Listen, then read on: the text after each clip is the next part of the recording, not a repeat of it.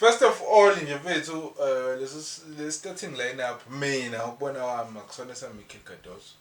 I think ithe technical director futhi nje angimthembi nje kulokho nje uFleming Berg. I think mhlawumbe nese management.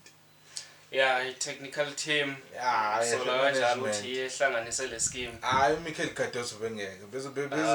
Bezodlala ngama Santos bonke bezodlala nje. Ngalama starting lineup sakhe sisaziyo bengeke kuze kugcwale uDaka bangaka. Yeah.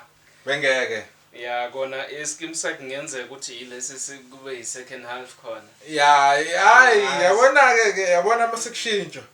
Hayi. Bengeke zingasala uMatthews. Bengeke.